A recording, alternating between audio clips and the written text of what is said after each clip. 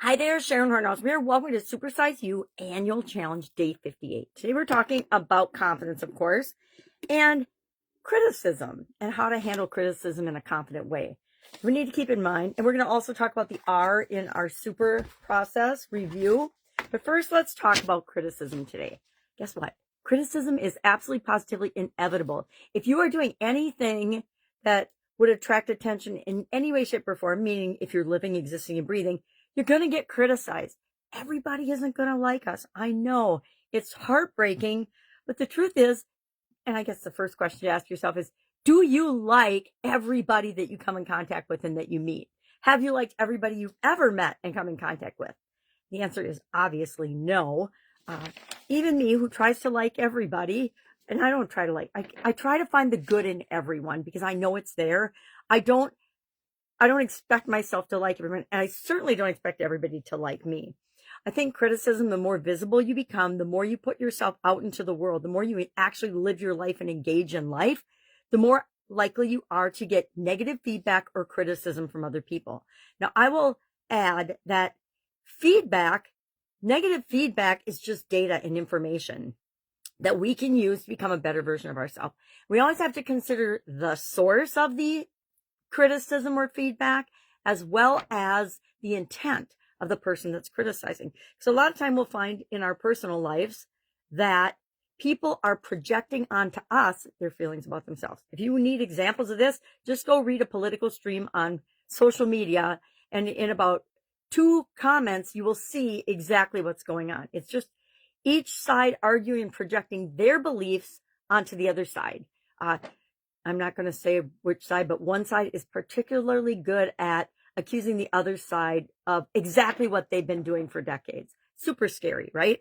But it's obviously been very effective because lots of people have been influenced both positively and negatively on all sides of every topic imaginable, not just politics or religion or those super emotional topics that if we're smart, we just don't bother talking about because they don't usually matter to what we're doing in our life and our businesses and our careers. And even raising good humans, it's just things that are outside of our control that are used to distract our attention from things that are really important to us. And really, the most important things are the things that matter most in your life, in the life of those you love and care about. So today, I want you to think about and then share in the comments below a piece of criticism or feedback that you've gotten that's been really helpful, and that it stung when you first got it, but it really helped you in the long run. And I'll give an example. My daughter is my best friend in the whole wide world. And I think I'm her best friend too. But we have a tendency to trigger one another. And by trigger, I mean upset in some way without even realizing it, right? Our triggers are just automatic responses to things that we've experienced in the past. And something that's happening right now pulls that up from our subconscious and our memory and gets us all upset about something that we might not even get upset about normally. And so my daughter is wonderful about letting me know when I've done or said something in a way that upsets her or triggers her. And so she doesn't want me carrying that on to the next generation, meaning when I am hanging out with her daughters, she doesn't want me to do the same things that I did to her when she was a child that I didn't even know were not good, right? We all do the best we can with what we've got right now.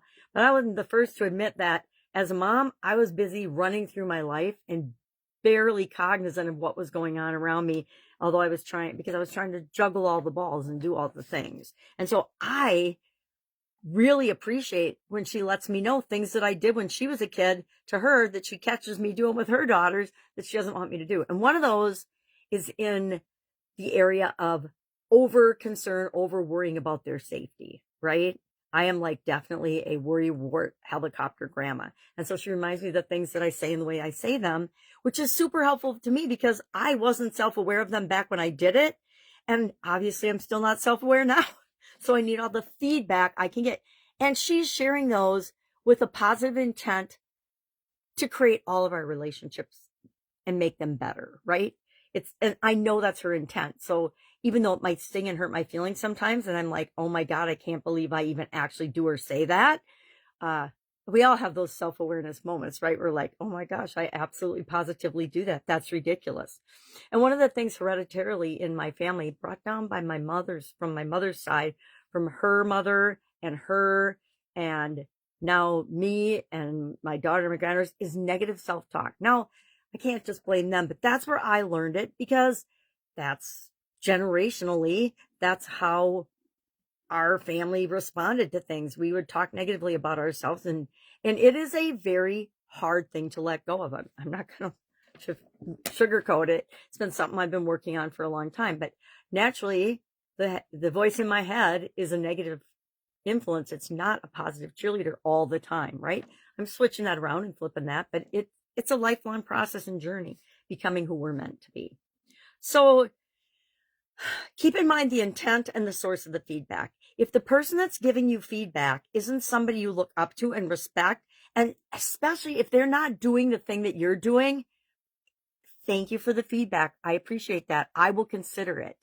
And then don't say anything else and let it go. Because if somebody's projecting their feelings, their doubts, their worries, their fear, their anxiety, which is what I do with my granddaughters, on you, it's not your business. It's not your responsibility to handle it. So the more visible we get, the more criticism we're going to get. But I know when I first came online, everybody's like, well, just wait till you start getting haters. And of course, I got excited when I got my first couple of haters, because I knew that people were actually paying attention. So I think some of the most useless feedback I've gotten online about my videos, because my videos are definitely a wackadoodle sometimes, like, look at this outfit, and that's fine. But I had one lady that accused me of being a transvestite, trans, and I thought about that. I'm like, why on earth would you say that? Well, in the beginning of my videos, I used to say, when I transitioned from corporate and the business world, owning my own businesses, to the online world. And they took that as meaning I was trans because I transitioned my career. So is that on them or is that on me? It's on them, and it made me laugh. My very favorite piece of feedback ever is negative, and it's because somebody compared me to the Wicked Witch of the East. And then I'm like, I do kind of look like her, I got that witchy nose going on. It is what it is. But was that feedback given with the intent to be helpful or to be hurtful? It definitely was not given with the intent to be helpful in any way, shape, or form. And the person that gave me that feedback has never shown their face or done anything anywhere ever. So grain of salt, but it makes a good story for a video. All right, so what are we doing today? We're going to talk about the R in super before I go over 10 minutes and share Tammy's application of the review process and what she's doing for the rest of this year. And I recommend that you maybe follow a format like this or create your own. It's all about making the process your own. So weekly, I need a magnifying glass. Weekly, she is going to review what bold actions, she said, what bold actions did I take? How did it feel? Then monthly, she said, self-confidence assessment, trust myself more, ? Imposter syndrome decreasing. So she wants to know, is she following and doing the things that self-confidently, or is she still holding back? Quarterly, she's going to do an evidence review. She's going to look back at wins and competence and growth. Then celebrate and evolve. We're going to celebrate what's working and do more of that. And then we're going to change, morph, and evolve the things that aren't working. So she said yes to opportunities that scared me, received compliment and believed it, made decisions without second guessing. Those are all areas she's going to be looking for improvement in, and celebrate when she does them. As far as evolving, confidence becomes a natural state. Encourage others struggling with self-doubt. Take on leadership roles. All excellent ways to demonstrate confidence in yourself and to build confidence in yourself. Because it's like any other muscle. The more we do it, the stronger it gets. The stronger it gets, the better our results. A self-fulfilling prophecy. Love those. All right. Any questions about this today? Just reach out and ask. You can message me. You can find me on school. You can find me on social media. Just leave a comment or get creative and figure out what my Voxer handle is and leave me a walkie-talkie message. All right. Have an awesome day, and I'll, of course, be with you tomorrow.